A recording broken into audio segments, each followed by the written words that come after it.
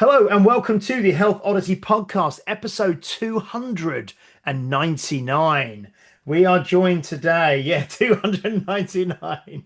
We are joined today by a very special guest from Illinois in the USA, Dr. Kyle. I'm going to try and say this right, Hulsebus. Near enough, near enough. Hulsebus, yeah. Who is a health and human potential expert, a third generation chiropractor, an author, a speaker. And we're going to be talking about health, stress, life, all kinds of things. We've got so much we can cover with this guest. So we're going to kind of get stuck in straight away. Welcome to the Health Oddity podcast, Kyle. How are you doing today? I'm great. I'm great, James and Peter. Thanks for having me on and being able to share with your audience. I really Excellent. Yeah. appreciate it. Well, I mean, like I say, I spent today part of this morning going through kind of Instagram, some other stuff I found from you as well. And I think I said just before we started recording that one thing that jumped out straight away was that your view of health is holistic is a word that's kind of thrown around a lot. But it's wide reaching, I suppose.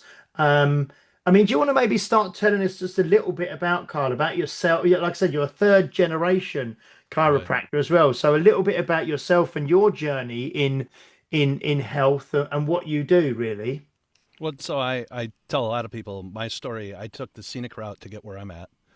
Now, my grandfather started the chiropractic practice in 1949 here in the United States. It's effectively where he ran out of gas, so which is why we're where we are.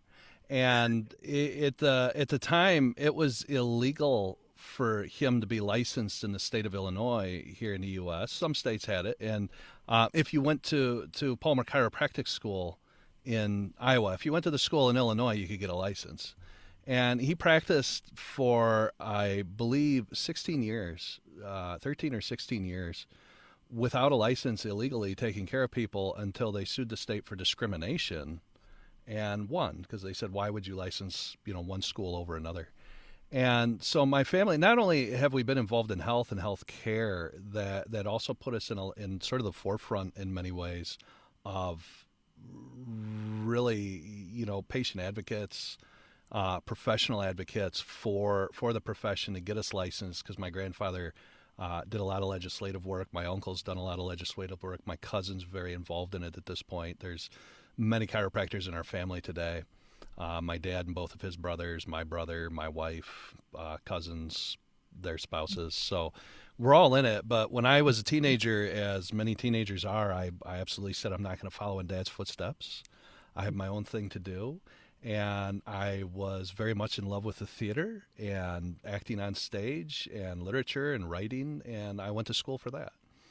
And, I would call that part of my health journey simply because it taught me how to get up on stage and talk to people. I mean, we're certainly improving today.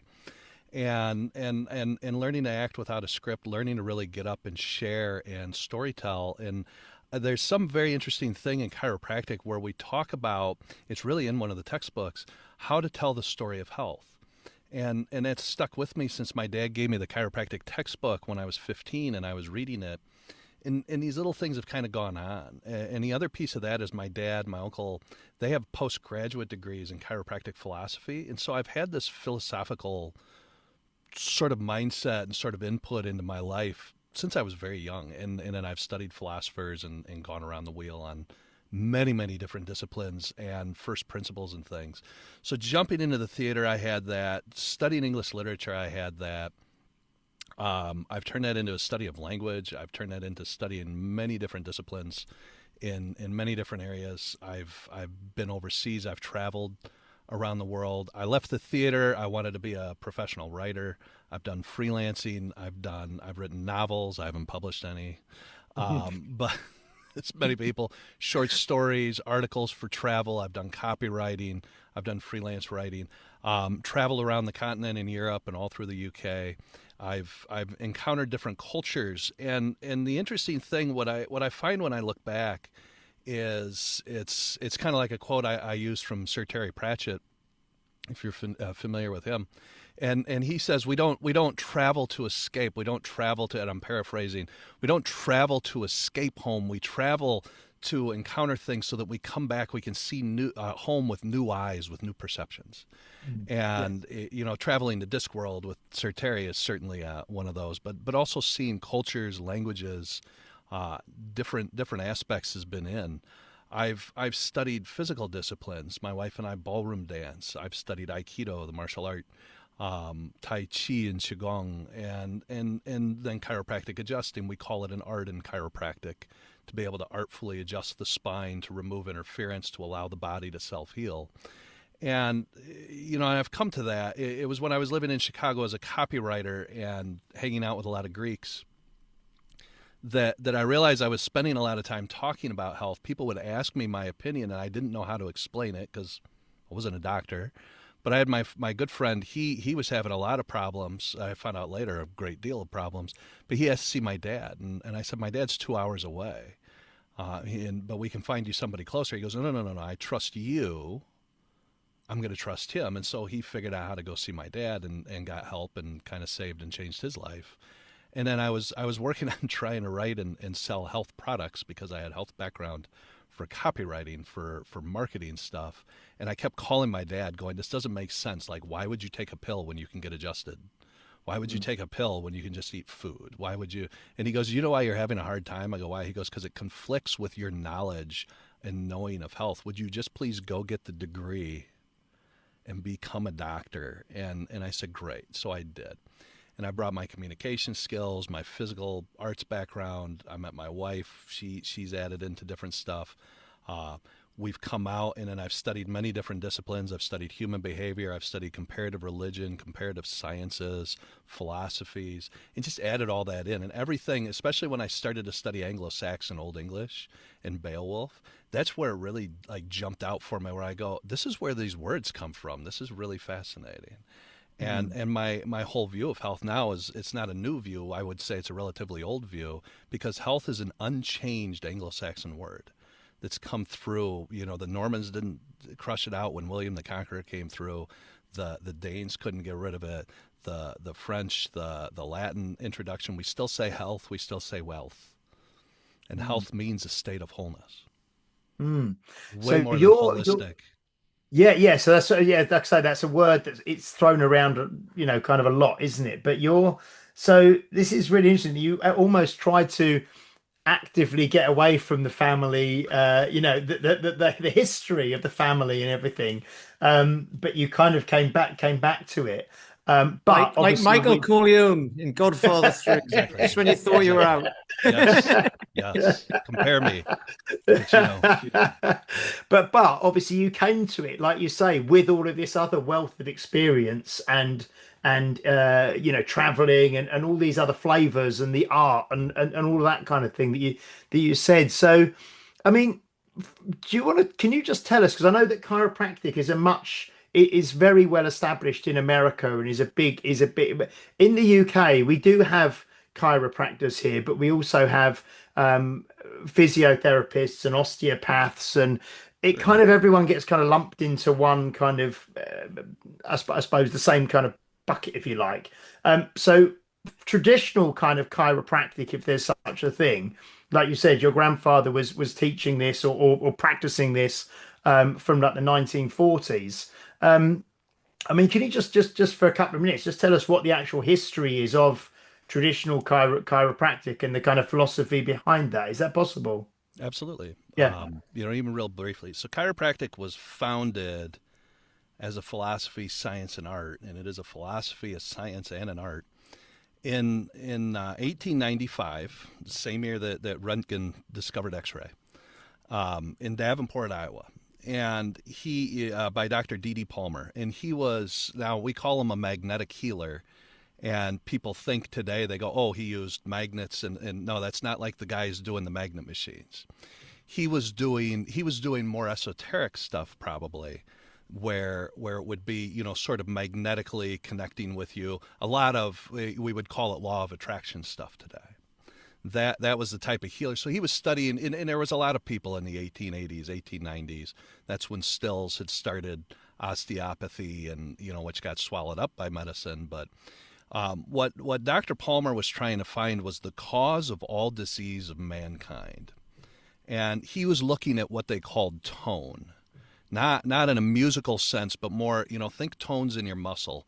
And he was looking at tones in the body and nerves. And R. Buckminster Fuller, the philosopher and scientist from who was actually in Carbondale, Illinois, a lot of his philosophy actually melds very well with chiropractic and is used by chiropractors. I've utilized it, his tensegrity structure. But what Dr. Palmer was trying to do was find that cause. And there was a lot of already studies in history on the spine. I mean, Hippocrates, the father of medicine, speaks of the spine.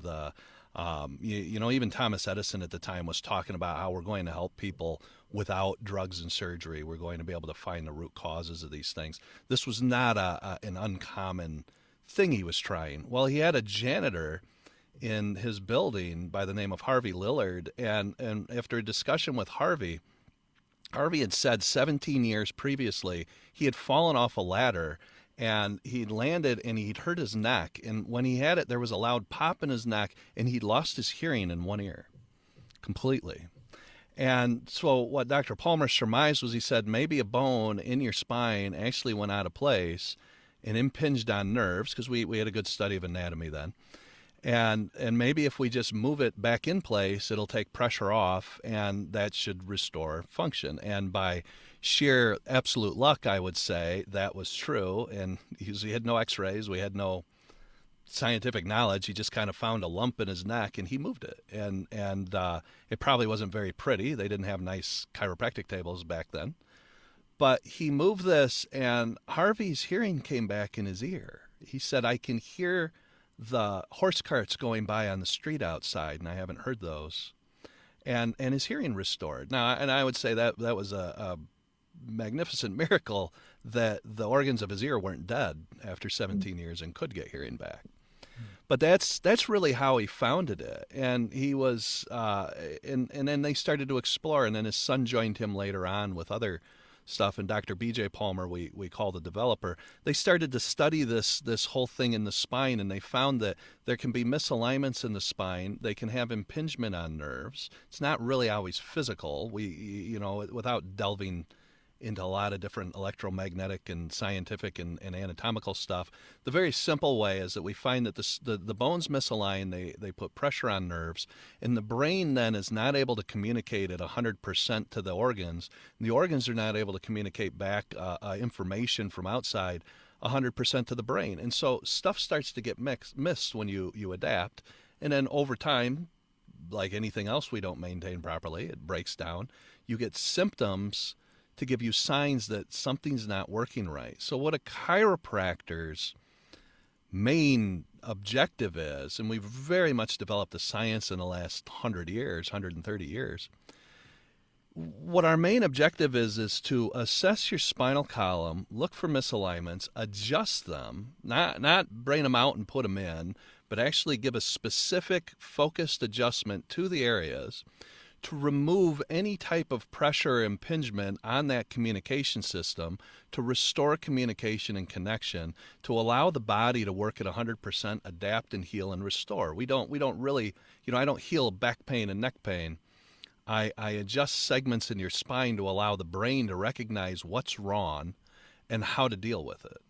And the reason you see us a lot is because you're just not going to heal all your cells that fast. The same as like doing an exercise program. You have to do input regularly to get it to change. We see people intensely to get them to change. We do maintenance work on them. But it's not a therapy. To be fair, we're not trying to make you feel better. We're trying to make you restore connection and communication so that you adapt consistently to change. Because you'll always have the same amount of stress in your life no matter what. Stress is it's the law of thermodynamics for stress.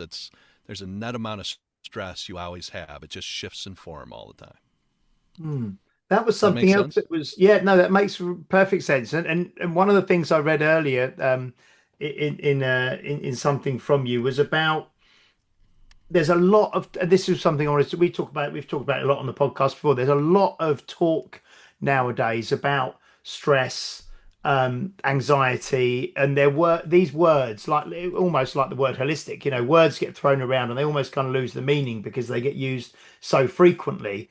And you now have people off work with stress or with anxiety, and people are on medications for all of these things as well.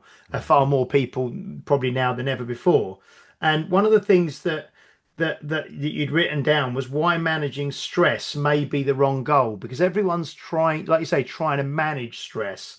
And then the thing that it said was building resilience in the nervous system so the body adapts and performs under pressure. So this kind of maybe reframing stress, and you just started to talk about stress there.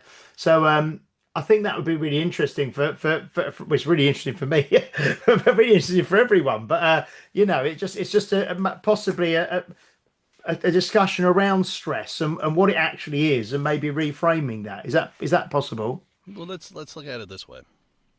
So we'll go back to health.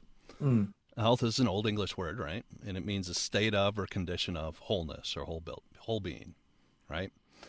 And the way I describe health, and the new definition of health, the World Health Organization's definition, which is a great definition, is basically a state of physical, mental, emotional well-being, and maybe even spiritual is in there, and that's lovely. And the original definition that actually was in Merriam-Webster, you can find it still if you hunt on the internet, was a state of wholeness in which all the organs of the body function together at 100%, 100% of the time. And it doesn't have any mention of sickness or disease. It's not health is when I don't feel symptoms. Health is when I don't. But that's the way people think about it. They go, I must be healthy. I don't feel sick.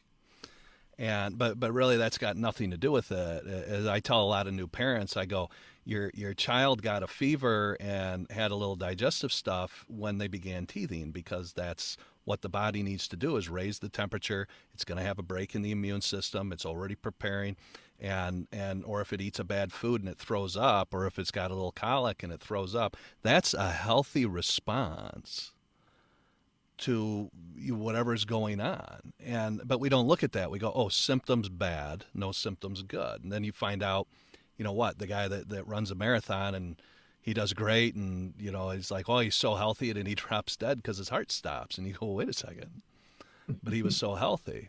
So I say what health really is it's a state where you have cycles. All the body works in cycles. I say women usually know this better than men. But everybody goes through different cycles and ups and downs. And health is a state where you go through cycles of ease to dis-ease and back to ease. And we go through these things. And I forget I think it was a comedian that had the quote, something along the lines of, if you ever wake up in the morning and you don't have any problems, you better get on your knees and pray for one. Otherwise, it means you just died. And so we're always going to go through these different things. Now, so health is very much a neutral term than of it's a state of wholeness. It's a state of we're just adapting to everything. You're going to have times where you feel overwhelmed. You're going to feel times where you don't. Might even be under the same thing. So stress is interesting, because now we talk about, so first you hear about how bad stress is. It's going to stress you. You don't want to be stressed out. You have a stress fracture if it gets too much, right? So then when you start to really study into it, you go, well, really, there's two types of stress. You have eustress, EU stress, and you have distress, right? Well, she's in distress. But instead, we're going to have eustress. And you go, eustress, what is eustress? Well, that's good stress. So we talk about we can get weighed down by gravity, and you start to give over time. We all shrink a little bit. Chiropractors are trying to help you keep adapting so you don't shrink.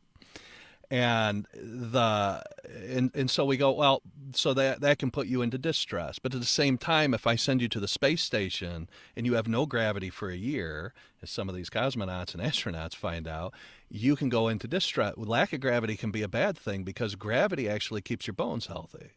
You can start to get osteoporosis with it. Look at all the different problems that astronauts get in the rehab they go through when they return to Earth. Even these guys on Artemis, they were only gone for 10, 12 days.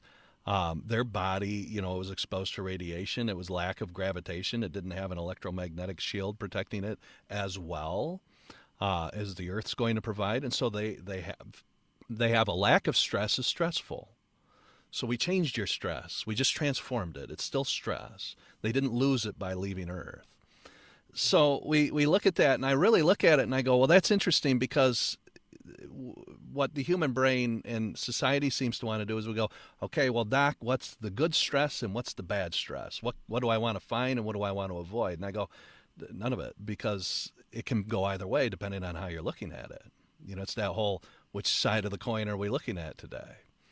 And because what can be you stress can be your distress. What was the old thing? One man's junk is another man's treasure. It's the same idea. So stress really doesn't have a good and a bad. Stress is just stress. It's just stress. And sorry, I was just going to say there's a book called The Comfort Crisis, which I read. A guy called Michael Easter wrote it, but that's about how we've got ourselves very comfortable. So what? Right. From my understanding, that from what you've just said is right. Well, you can be, you can have yourself under some stress, lift weights and like all these sorts of things for physical stress. And put yourself in difficult situations, not ones that are going to destroy you, but difficult situations to raise your resilience. And that makes me think, because I've always used the example, if you just sit in a comfortable chair, the most comfortable chair you can find, and just sit there and don't move, you'll end up aching and you'll have to move because it's not comfortable anymore. It's only comfortable for a certain amount of time. And I think that's what's happening. I think that's what's happening around the world, is people are just getting more and more comfortable, aren't they? And then when you actually do get something that challenges you don't know what to do. You just shut down. Yeah. We saw a great demonstration of that about 6 years ago. Yeah. The world, right? Yeah. And that was a big challenge. I was like, what are you? and really look at that without, I don't want to dive into it, but, when you really look back at where you were at that time and go, wow, there were people that reacted this way and there were ones that went this way. And it was all, how are we adapting? So, because what I helped with during the entire pandemic was, how can I help you be healthier so you can deal with what's going on? And because to me it was just, how are we adapting to it? How are you perceiving it, and how are you dealing with it? And the comfortable thing is great. You listen to enough coaches. We get them certainly when we're even doing business coaching. They go, you got to get out of your comfort zone, because you're not going to grow while you're comfortable. If you take your toddler that's trying to learn to walk, and you see them keep falling down, and you go, oh, we don't want them to fall, I'll keep holding them, they're not going to learn to walk. If you don't give them that challenge, if you don't allow them to fall and get up and learn balance, if you don't let a kid trying to learn to ride a bicycle the first time or a skateboard fall, they're never going to learn to balance on it. And it's that idea in business where, are there really failures, or are there just learning experiences? SpaceX has been doing that very voyeuristically, I guess, with the Starship, because they go, all right, we had our 9th explosion, but we got farther, we learned more. They're certainly trying to get out of their comfort zone. Mm. So, that idea then of stress, is stress a hindrance? Is stress something great? No, stress is simply stress. It's something that exists. So it's more, how are you adapting to it physically, and how are you actually perceiving it mentally, emotionally, spiritually, in your value system and all that. Because all stress can go either way. If I find what's stressful to you, Peter, and you're going, well, yeah, I start to get, a little antsy, or I think I'm a little worn out, I'm going to go, well, why? Why is it not important to you? How is it actually serving you? And you might sit down and you find a bunch of different ways, and your brain goes, yeah, see, buddy, this is helping us grow. Let's go do more of it. And you'll go, oh, that's interesting. Because you won't call something stressful that you love being challenged by. Yeah, I think, was it you, Pete, who said, well, we had someone on before and said that in some ways some people reframe like fear or stress as excitement, was it you? We've spoken about that was from a YouTube clip I saw with a lady called Kelly McConigal, who said, yeah, basically the very fact that you think stress is stressful can kill you, whereas if you think it's exciting, it makes your arteries either close up or dilate, depending on whether it's stress or excitement. And if they open up with excitement, that's still stress, like you were just saying. So that'll be eustress, I suppose. Sure. And then it's excitement. So some people bring on those challenges, don't they?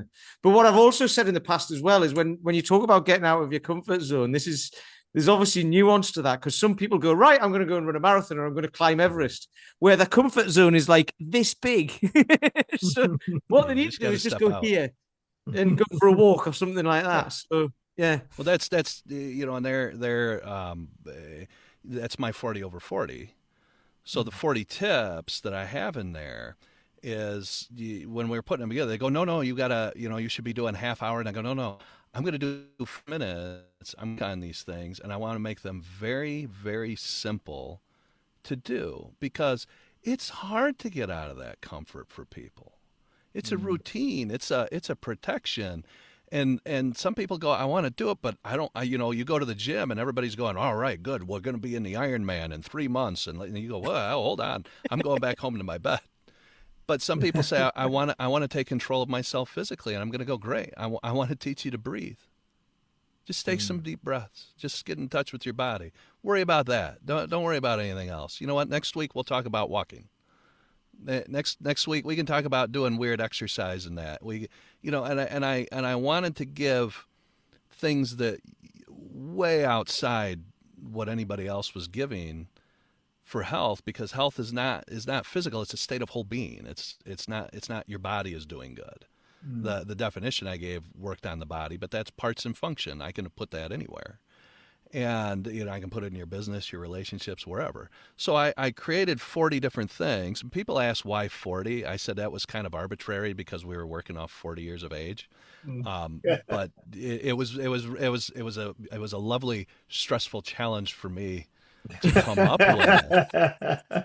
And it stretched my brain. And both of you do. You're doing podcasts. You're putting a lot of content out. I mean, I did 40 unscripted videos in 40 days, between 4 and 6 minutes, and that was a lovely stressful challenge for me to grow and change and get to where I am.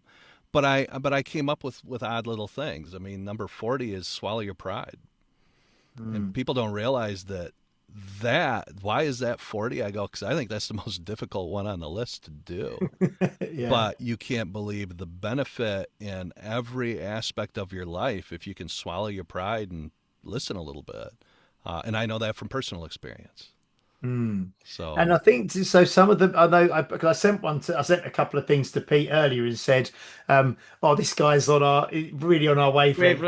This, and I sent the one, and you just said, and it was something like, I'll have a look now. people underestimate the power of just getting outside for 5 minutes, or something like that, And it's so and things like that are what people need. I did a video the other day where I said, I think it was it was in the UK, but it's similar stats in America. I think 1 in 5 people in the UK is a member of a gym or health club or something like that. But when you look at people over 50, it goes down to 1 in 10. And people over 65, it's even less. It's about a third less than that. So it doesn't need to be in a gym, but if you're doing something that you're trying to actually improve yourself in some way, or you're consciously trying to improve your health or your well-being or your fitness or whatever, then you're already in the minority, you and people try to, like you say, maybe like Pete said, I'm gonna step out of my comfort zone. I'm gonna do an Ironman or run a marathon. But one of the things on there as well is turn off your phone, which I think is which most people would find really hard to do. So it's yeah. I mean, the technology nowadays. We talk about this a lot as well, and you said about getting outside, just that embracing nature, or what's your kind of philosophy or views around, where are you based? Are you in a city where you are, or are you in a kind of suburb? Yeah, I mean, I'm slightly rural. I'm 2 hours from the city of Chicago. Yeah. In northern Illinois. So I've got a city of roughly 200,000 people around me. But I've got a great big cornfield just down the street from my house in the little neighborhood I'm in. So yeah. So I've got a quick question about this, because this is obviously what you've just described and what we've just talked about is a tiny part of a huge thing, right? So it's infinitely difficult to understand, especially for people who don't even bother trying to understand it. And they're just like, I just don't want to feel like this. I want to feel something else. Not, they don't even know what that is. We spoke about this on the last podcast. They don't even know what it is. They just don't want that.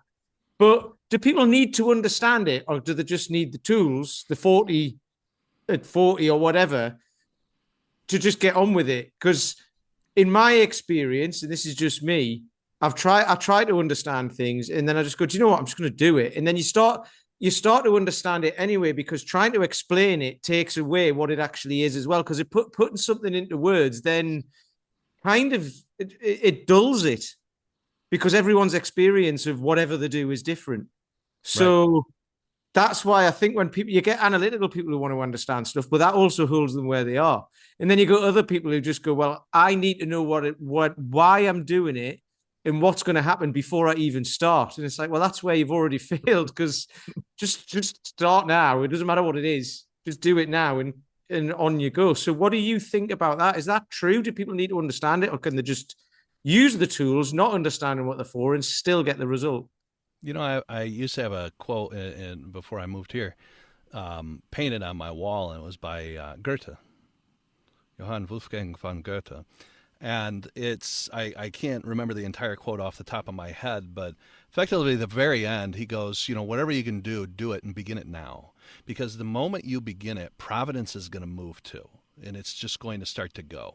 Your brain has different parts, and the forebrain, which has our executive function, that which executes actions, is called the telos of the brain, the end of the brain. We call that, you know, and there's telos you see in all sorts of stuff as the end. The telomere is the end of the chromosome. The telencephalon is the end of the brain. Those types of things. And telos is, the study of teleology is the study of meaning and purpose. Your brain is designed to find an end. So you don't need to understand. It's this whole idea. Without being cliche, I'm going to talk about the journey. How's that? That's good. Excellent. We haven't done that for a while. Because I don't know if either of you gentlemen read Brandon Sanderson's books, but I'm certainly a great fan of him. And he's going to be in Oxford, I think, soon. And he's an epic fantasy author. He writes, there's a lot of philosophy in the books that he writes. And one of his very, very popular series has these knights in it, and they have their sayings. But one of their sayings that's in there is journey before destination. And I think encompasses a lot of this idea. And even with, and I was attracted to his stuff because it was talking about what I already spoke on. And it's that idea, though, that we really do know the destination. We know that this life that we individually are living is going to have a destination at some point, whether longevity treatments help extend it or whatever, and I leave it to the spiritual masters to really tell us what's going to be beyond that end to this existence. But so really the main thing is going to be the journey. Have the journey before the destination. I even make that comment when I see people drive. I see some people get into accidents because they're so focused on where they need to be, they're not looking at where they are. And that applies in our life. So, rather than and I agree with you, Peter, because rather than sit down and go, okay, I need to know why I'm going to go here. I need to know how it's going to do this. I know how it's going to affect this. I want to know the mechanics behind it. Now, knowing the mechanics for specific individuals, I might go, oh, that's very cool. I can't wait to do it. Great. But not everybody. Everybody else, it might be, if Peter, you say, you come in and you tell me, you go, listen, I want to have this level of fitness. I would like to have this type of learning. This is sort of the life that I want to lead. I'm not 100% clear. I'm going to go, great. Go map that out. Make sure it's realistic. And then it's that old idea. The law of attraction doesn't mean you're going to suddenly wake up tomorrow and it's there. It's more that if you give your brain, which is designed to achieve your objectives, if they're realistic and they're meaningful, they have to be meaningful to you. If it's that's why New Year's resolutions fail. They're not really meaningful. It's like, oh, I'm going to make the list when I'm wasted with my other friends, and we'll see how we do on the first. Uh, Yeah. but Bob Proctor said if you're not intending to do it today, January 1st doesn't really mean anything. And technically your new year begins on your birthday anyway. So, but that's idea that if I set down that objective and I don't really know how to get there, but I know that it's where I really truly would love to be, and then it has meaning to me. If I wasn't physically fit before, but something happened that said I don't want that to happen again in my life, I want to change where I'm at and get to this point, your brain will start to notice things. It will start to find ways to get you there. My 40 tips, and they go all over the place. I mean, to stargazing, to your phone, to the news, to pride, to just playing games, all over the place. Because I'm working to stimulate anybody that looks at it. You don't need all 40. You need the ones that are going to be relevant to you. And I wanted to make certain, the other beauty then that became when I had 40 instead of 15 was, it rhymes, but the main thing was if you're in and you're going, I really, really would love to, be this expert at something, but, I'm 50 years old. It's too late for me. I got a thing in there that says, go learn something that you love and do it every day. Who cares if you're 50? Who cares if you're 70? I mean, you said earlier, James, that I had that list of individuals that, did all this stuff after they were 40. That's when their lives started. I mean, Dante Alighieri started his Divine Comedy at 43 and spent 10 years of his life writing it. And without the first 43 years, he wouldn't have gotten there. I've got a whole list of people like that. Yeah. I say a whole list, a short list. Stanley he started in his 40s, I think. He became Stanley. 38. David Attenborough. David Attenborough, who turns 100 on this month, I think, on Friday. I think he's 100 on Friday. The BBC are like, hang on. But, please stay. But we had a BBC over here. We already had one channel, and then it was BBC Two started in the 50s or something, I think. And he was the first commissioner or whatever of BBC Two, right. And then he stopped doing that, and he became David Attenborough, the naturalist, different. The naturalist. He might be a naturalist as well, who knows? But he became that when he was 45 or 46 or something like that. And that's what he's now known for. And he was, he was he's basically done more years being that than he did in the first half of his life, which is amazing. And there's more people like that. But they're the two that stick out in my mind. We see Sir Patrick Stewart, and we think, God, he's been around forever. And certainly, if you were fortunate to see him in theater in England years ago in the 1960s and 70s, and he had been around. But to what the global audience knows him, he was 46 when he got cast in Star Trek. It was his first major film thing. Yeah, James looks a bit like him as well, doesn't he? Don't you think? I've got That's the beard. So I've been doing, I've been doing a lot of work. I've been doing stuff for years, but I keep coming back to, and there's a guy, Brian Grasso, who I speak to, and he talks about this, and he's massively into the Tao Te Ching, and he got me into it. But he talks about how your brain doesn't believe your 40 things, like you've just said, people just go and find them and pick the ones that they want. Because if you tell me what to do, I'm just going to go, yeah, whatever. Yeah. My brain doesn't care what you say. It cares what I think, doesn't it? And it will look after me. And if I think it's true, if I think it's worthy, if I think there's a purpose to it, I'm going to go and do it. If you tell me there's a purpose to it because you think there should be for me, I'm just going to go, yeah, whatever, and not go and do it. And that's why I like the Tao, because the Tao just is here's a list of stuff, right. Off you go. And which is hilarious, because when he first told me about it, I was like, which copy do I buy? Because there's infinite copies. And he's like, it doesn't matter. It doesn't matter. And I've since gone through it and translated it with AI, translating it for how does it work in a business sense? How does it a leadership sense? How does it work in a spiritual sense? How does it work trying to be translated as closely as possible from the original text, which then is even really hard to understand. And it's but you can put it in any anywhere you want for any situation. So that sounds like what your rules are like. Your 40 over, well, not rules, your whatever you Well, want to call they're it. I don't know. principles. Principles. I'm Yes, working there out you go. principles. We're working out foundations, because and we see it in you know when we get into, because chiropractors own their own businesses for the most part. You know, we're not in health things. You know, we're not in hospitals and that like the MDs are. So you get people that say, well, here's you know, practice management, they call it.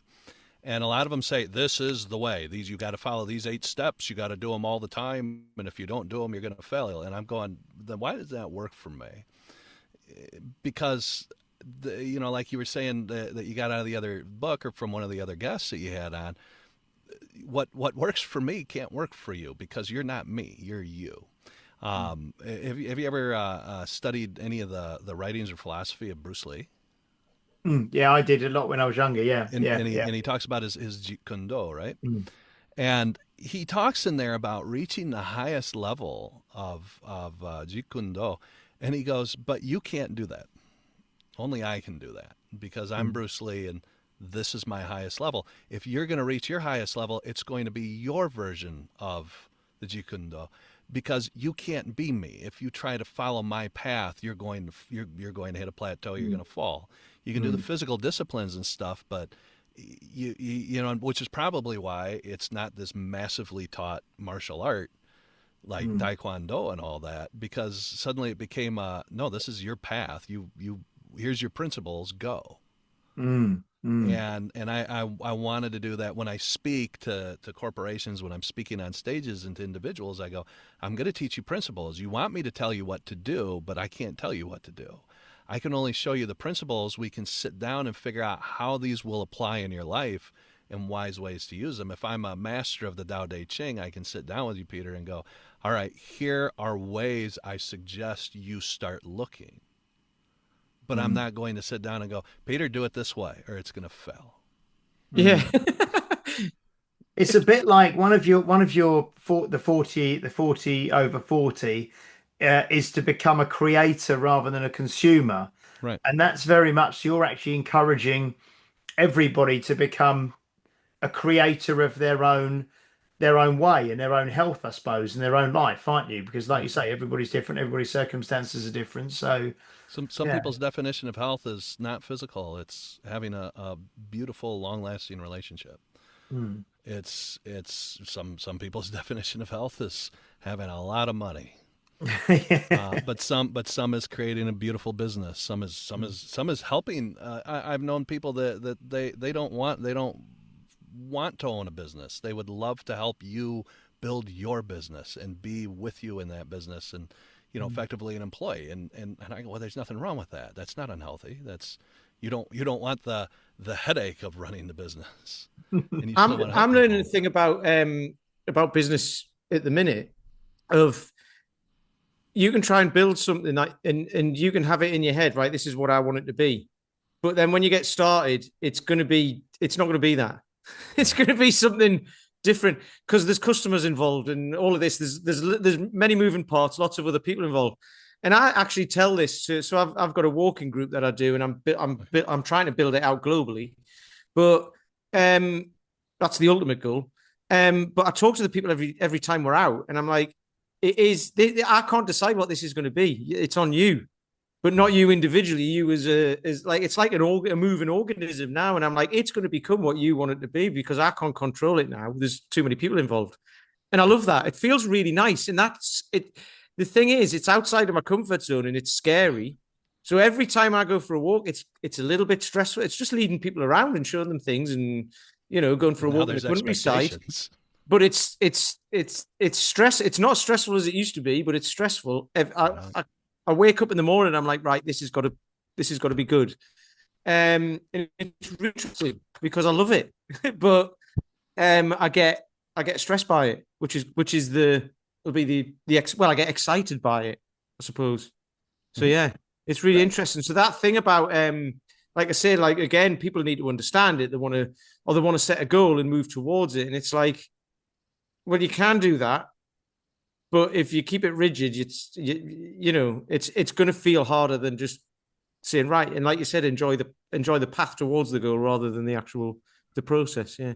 Well, and some people think and everybody's, like you said, there's analytical people, there's people that can improv, there's people that can't. There's some people would like the path laid out from A to Z all the way to the destination, and we don't have any surprises, but that's not going to be life.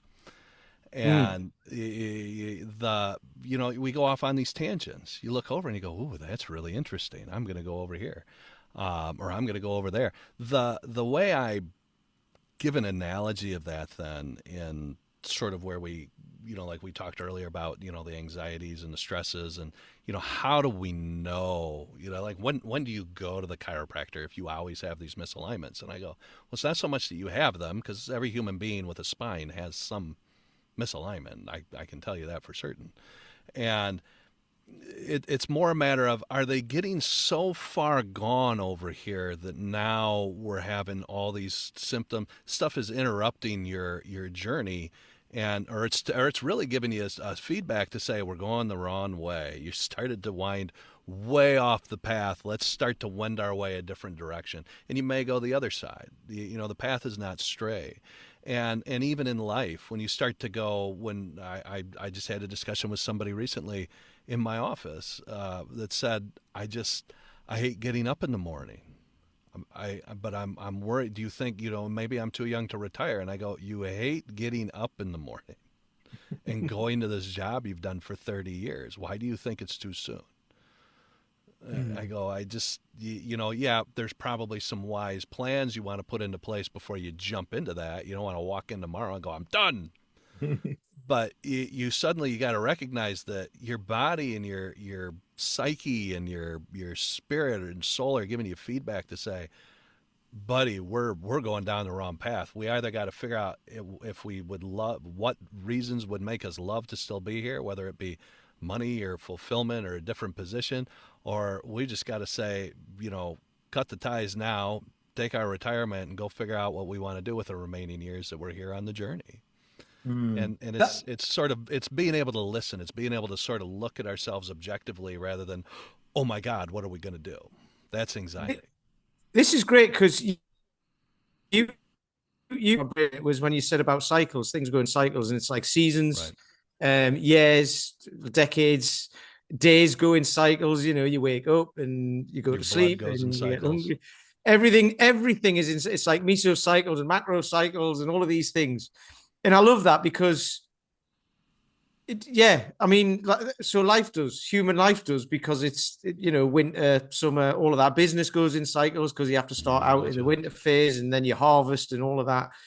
Um, but what you've just said there about retirement, and I was speaking to someone who was retired on one of the walks the other day, actually, and she put it perfectly, and she said, because most people, like you've just said, if someone hates getting up in the morning, they get up. Most people get up in the morning, they're on autopilot until I at least get home from work or go to bed, and it's like that most of the time, for a lot of people, I think. And she just said, she put it perfectly. I loved it. She just said, you have to have shape to your day. And I just thought that's the cycles, isn't it? And I thought that was a lovely way of putting I it. And it love just that. made, I could feel my shoulders just like, oh, that's lovely. can I ask, Carl? There's one of the things that I read as well earlier, and it kind of would be a nice place to go now, I think, if it's okay, because Do. Pete's mentioned it, and we're starting to talk about getting a bit older, and we've mentioned retirement and things, but one of the things that is why purpose may be the missing health metric, and why purpose is so important for people's health and longevity. Because like you say, the guy who said, or guy or lady, I don't know who it was, who said, I just hate getting up in the morning and going to this job. Obviously there's no real purpose there apart from going to work and paying the bills potentially and earning money. But yeah, what's your kind of thoughts around the importance of purpose? I mean, we've spoke many times, haven't we, Pete, about Viktor Frankl and Yep. Man's Search for Man's search for Meaning and meaning. things like that. Yeah. So, but yeah, what's this is interesting though, how viewing purpose as a health metric. I think that was really interesting as well. Well, it's so that what I asked this individual was, okay, well, what are you going to do? Mm. And the answer was, I don't know. And I go, well, you be wise to figure out what you want to know. Because as we said earlier, the brain is a telos-seeking organ. It's trying to find purpose and meaning in everything. So and I can get a little. I have an odd sense of humor, so I will get a little morbidly humorous with some people, and I go, yeah, it's more if you give your brain no direction to go, then it will not continue to keep this physical being that you're in working coordination. It'll just start to let it go because it'll say, well, there's no real reason to maintain this anymore. Let's let it fall apart. I think it was at one time the average lifespan after retirement was about 18 months because in the average lifespan at least in the U.S. in a nursing home is about 18 months. Once they put you in there, it's like, all right, we're just going to wait the next year and a half for you to finally fall apart and we put you in the ground. I go, so if you're not going to have a purpose after retirement, if it's, boy, I just want to lay around and do nothing. I go, in cemeteries, they lay around all day. Just remember that. And nobody complains, but, they're not very healthy. I can tell you that much. Right, exactly. So, and it just makes it stick in your head. So I ask people, I go, what do you plan to do? And people that don't know, or they say, well, I just, maybe I'll take up golf, or maybe I'll just hang out with my buddies. And, my grandfather had, every Friday, all the retired guys would get together and have breakfast. And then my grandma and he started to dance, and they had a purpose in their grandchildren. They had a purpose in their social life and lived well into their 80s before all the problems started to show up. And, whether that was physical limitations or what. But if you don't have that purpose, your body has no reason to keep you going. And I have seen some bizarre health things show up in people after they retire, where they're going, I've never had a problem like this. And I go, yeah, because your body's trying to say, well, we're not going to use it anymore. and so it's catching up because you're not just pushing your body hard every day, and finally it's got time to repair. But it's having that purpose, meaning and purpose. Viktor Frankl found it when he said in there, he goes, there had to be some meaning in this based on my spiritual path. There's meaning in everything because God is in everything. You see that in the Tao Te Ching. You see it in Buddhism. You see it in Zoroastrianism. Certainly Christianity, Judaism, Islam has it spoken of in there. That Allah, that God put all this meaning into everything, that there are no mistakes type of thing. And when you can start to look at things and go, all right, how did this challenge serve me? How is this not a mistake, but more a way to bring me to more awareness, spiritually, mentally, physically, vocationally, whichever angle we're going to go down. When you can answer that and go, okay, I can be grateful that happened.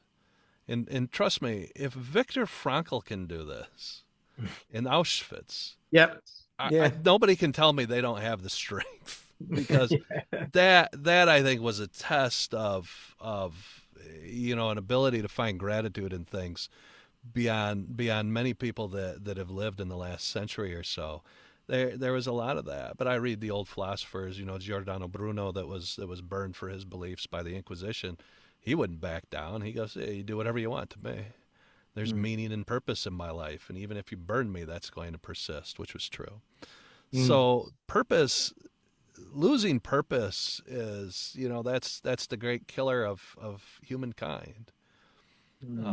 When you don't see it, and there's people that don't even realize they're living their purpose. They just keep going. I would love to sit down and interview people that are over 100 and just say, what gets you up in the morning? Not what what are you eating? What do you, because everybody's trying to find the secret, aren't they? Do you do the right exercise? Do you do the right food? Did you do this? And I did a talk on this. You'll get a kick out of this. I had a list of people that had lived the longest, and somebody interviewed each one, and they said, what do you think was the secret? And there was a lady on there, and I think she lived to be like 108 or 109. And she goes, well, I started smoking when I was 16.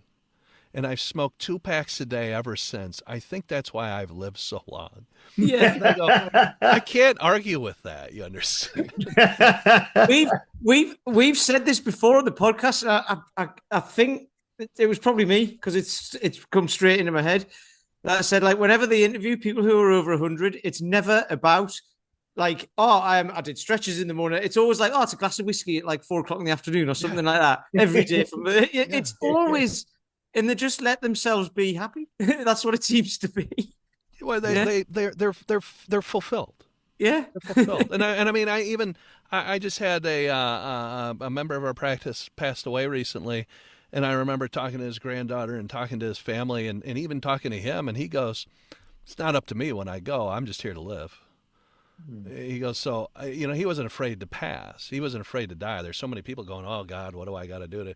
He just goes, "I'm here to live my life, and when Jesus is ready to take me, I'm going." And he lived through many things he probably shouldn't have, but in the end, he wasn't really stressed about it. And that could be part of it too, is they looked at it and said, well, this isn't stressful, this is just life. Yeah. And I'm here to live my life, and whether you're fulfilling a purpose that you've set beyond you, if you deliberately do that, or I had the oldest patient we ever had in our office in my lifetime anyway, and tenure there has been 104 when she passed away. And and I had a conversation with her. I was curious. I said, "How do you do financially at when she was 101?" I said, "How do you do financially at 101?" And she goes, "Well, when I was 33, I figured I might live to be 110. So I started a financial plan to live to be 110." And I go, "Great." She goes, "So I never really worried about it."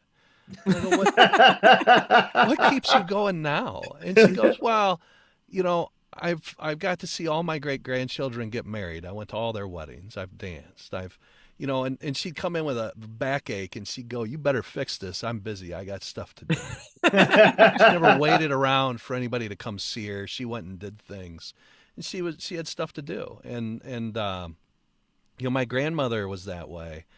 Both my grandmothers were that way. But you could see, at least in my dad's mom, when she got to a point where it was kind of hard to go do stuff. And she just goes, "This isn't any fun anymore. I think it's about time I went and saw your grandfather." And you go, "Great." And she was just ready. She just kind of drifted away one day. And, and that's it. Because she goes, "There's no purpose to being here. Everybody else is fulfilled. They're all taken care of. My life has been grand and beautiful, and I'm ready to go." And they go. You see that very often. It's not universal because, accidents happen and everything, but you certainly see people as they keep going, if they're avoiding being in situations where they can get killed, or which as humans, we tend to create situations where we can get killed, like, cars, airplanes, walking down city streets, that type of stuff. For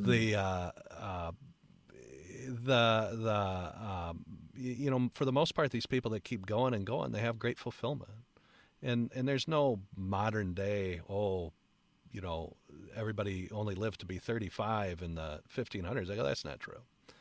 That they had a high infant mortality rate, which skewed your numbers for the most part. But I mean, even Plato, back in ancient Greece, he was 80 when he died. So Crates probably would have lived longer if he hadn't, just been condemned and decided to go poison himself. Aristotle lived a long time. You go look at a lot of the famous figures through history, and you start to realize that, I mean, hell, Louis XIV of France ruled France for like 76 years. Yeah. I mean, and that was not because he had advantages, sure, but that's not because he was eating the right foods. I mean, they didn't bathe because they were afraid of water because they thought it spread the plague. So, he didn't have the cleanliness habits we had. He just had such a driving force of purpose, I imagine, that just he kept going. I don't think he could have stopped them at that point. So, when I study history, I've been reading Will Durant's Story of Civilization. I see these stories of individuals, and I go, wow, this isn't a fluke that we're living longer. It's more that we finally figured out how to make sure the kids survive. Yeah, because like you said, that just skews the average, doesn't it? Right. When you've got so many people not living past like 3 years old or something, and Exactly. and getting killed when they're young by animals and whatever, what I mean, whatever else We used to we go wouldn't have on. made progress if people only lived to Yeah, be in their 30s. I mean, yeah, you wouldn't have been able to build anything. yeah. No, this is great.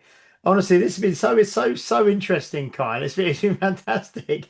If people want to get hold of your 40 over 40, where's the best place for people to go? Because I've started following you on Instagram today, but I don't know where you're most active and where people, where you'd like us to send people, really. Well, you can actually buy, you can purchase the series. We don't have it 100% ready to go, but you can definitely get on the list, and any early birds get a discount anyway. It's 40over40.com. That's 40over40.com. You can get on there, and I'd also invite anybody. Certainly the Instagram you can do. But I love to use my YouTube station, and that's at Dr. Kyle Hulsebus is the YouTube. But we've got lots of different inspiring videos that we put on there. In fact, if you go to 40over40.com and toss your email in, we've got a couple of free fun little downloads on there. I've got 7 signs that you're really living off your purpose, so you can get on. And as a bonus, as soon as we send that to you, we're also going to give you 40 inspiring insights from individuals after 40. And that's actually, I don't think I have David Attenborough on there, but I should add him. Yeah, no, And that's brilliant. That's been fantastic. And for you, I think, is it around midday for you at the moment, or 1 o'clock just, now? yeah, Yeah, just yeah, yeah. So what's your plans for the rest of the day? Do you still practice? You yep. still have your practice, your chiropractic and things that I, you I actually I do as actually well? left a little early to meet the two of you, Okay, and through my extra patience to my brother, and then I'm leaving here to go back and see people for the rest of the afternoon. So, and then my excellent. wife and I go ballroom dancing on Tuesdays. So, I saw some of that as well. I saw some of the dance. I can't remember what I was looking at your stuff, and I saw some of the dancing as well that you were doing, which is fantastic. And it's great because we've got a friend of the show, Dan John, coming back on in a couple of, I think maybe next week, and he's nearly 70 now, I think, but oh, he's doing a beautiful. lot of ballroom dancing, and his big thing for is being able to dance at all of his grandchildren's weddings. Oh, We're talking about beautiful. purpose and things, He's and also studied Beowulf quite in massively. in depth. Yeah, I was going to say because he had something published about Beowulf. He's written yeah. loads of books, but his one of his Beautiful. first things was all about Beowulf. Yeah, he talks about that a lot. Yes, and you mentioned that right at the start of the show, didn't you? So, Hey, Yeah. uh, Garden Yardagum, Ed oh, Quang. I will have to say, Easy well, for you to say.